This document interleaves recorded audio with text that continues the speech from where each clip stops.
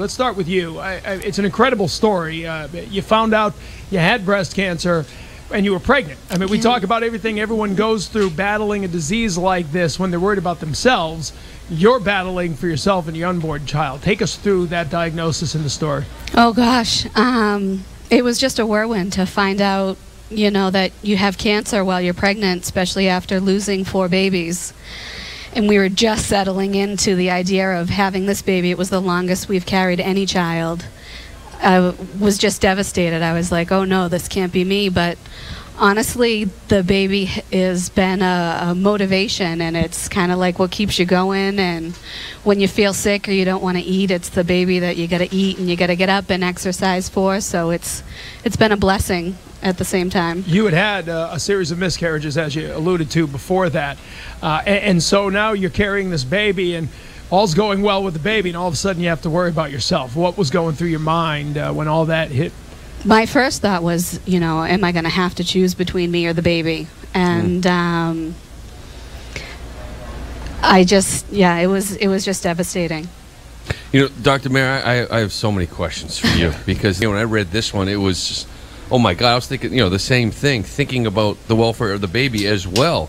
Now, you guys specialize this over at Dana-Farber. So talk to me about the baby itself, like, because people look at that right now and say, okay, while she's battling chemo, all the things that she's putting in her body to fight this disease, is the baby being affected? Yeah, so thanks again for having us and to talk about this important issue. Having cancer when you're pregnant, thankfully, is a rare occurrence, but it is something that's occurring with greater frequency as women are having pregnancies later in their 30s and times when cancer starts to occur. It's challenging to take care of cancer in someone who's pregnant. What we want to do is try to achieve that balance of being as strong as possible as we can against the cancer, but also protecting the development of the baby, and so trying to be successful on both fronts while not compromising what we're trying to do with our care. We've been fortunate at Dana-Farber to have established a team to take care of pregnancy-associated cancers. When we hear about someone who's had this diagnosis, we can assemble the team pretty quickly. This includes medical oncologists, surgical oncologists, radiation oncologists, and we work very closely with Brigham and Women's Hospital with the high-risk OB maternal fetal medicine service where Jodi's receiving her care. And the collaboration is tremendous, and you need that multidisciplinary teamwork to really optimize what we're doing. So it's interesting because you think things like chemotherapy would be toxic to a developing baby, but we actually know from now a great amount of research that babies who are exposed to chemotherapy while they're inside their mothers come out just fine. There's no problems with the pregnancy, there's no problems with the delivery, and even studies that have followed these children over the years show that there's no long-term side effects. So we actually feel quite comfortable giving chemotherapy to people who are pregnant. Jodi has done tremendously well with her treatment. She just finished a few weeks ago, and now we're waiting to meet the new baby. Jodi, how comforting was that news to hear? You know, because you're first, like, you're thinking about the baby, right? And you talk to this doctor, and you feel like, okay, you know, studies show that it won't be affected. Yeah, it was like a song to my ear, and you know, going through it, you just really have to trust the doctors, and you know, Dr. Mayer being one of the only doctors around who treat pregnant women with cancer, I just knew that I had to put all my faith in her and just trust everything that she told me, and I just did what she told me to do, and here we are. Seems like you guys have a really special bond. Just walking in here, you guys, it's just glowing from both your face. I can obviously see it.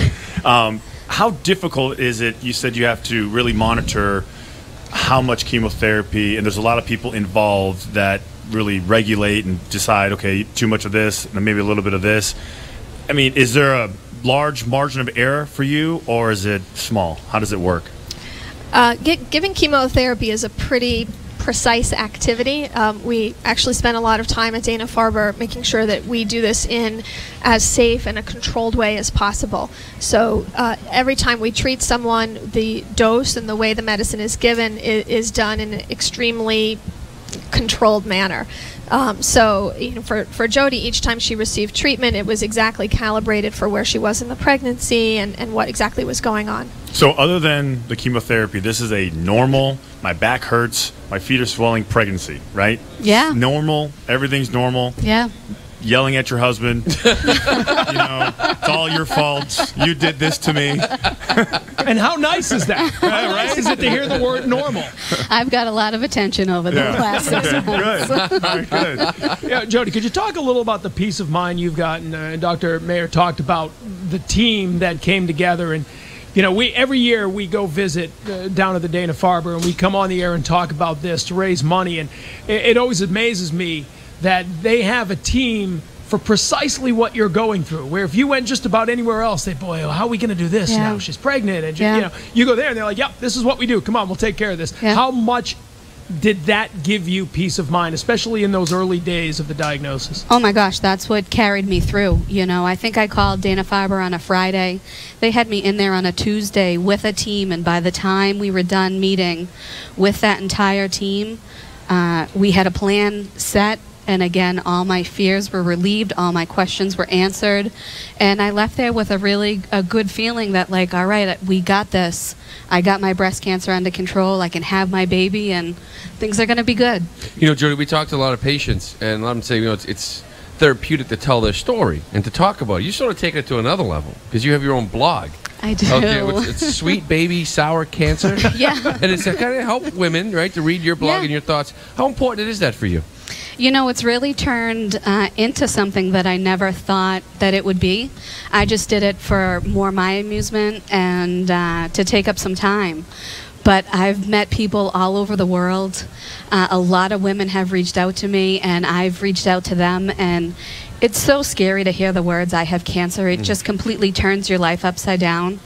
And to be able to provide support, answer questions to any other women out there who are in my condition or any kind of cancer is a privilege for me, and that's something that I'd like to carry on. So I'd love to keep this blog going as long as possible and to reach out to as many women as possible. Now, do we know boy, girl? Do we have names? Don't Or you're know. not finding out, right? Don't know. Yeah. Okay. Yeah, it's a. Because we You're gonna laud me for Christian? I'm just saying. Or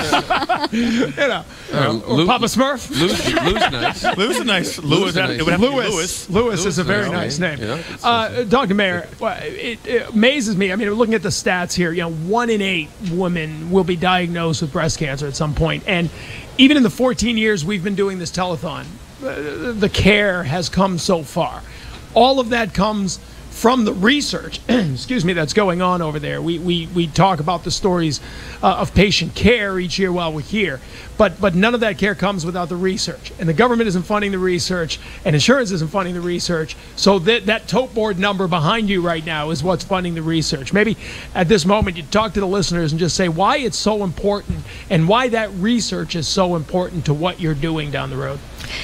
Yeah, I think you bring up some great points. And thinking about the trajectory of time since we've been doing the telethon, there have been tremendous advances in breast cancer treatment.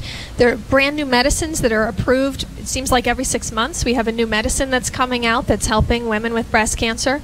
And we have new ways of giving our medicines that are really designed to be as effective and as targeted as we can against the cancer, but trying to spare other side effects in the body. So, for example, in the past few years, we had a new medicine come out, which is, we think of it as a smart bomb for a kind of breast cancer called HER2 positive, where it's an antibody that takes a little teeny bit of chemotherapy right to a cancer cell, doesn't deposit it anywhere else in the body. So patients can have incredible activity against their cancer, but they have none of the off-target, we can think of it as bystander toxicity that can come from some of our standard chemotherapy treatments.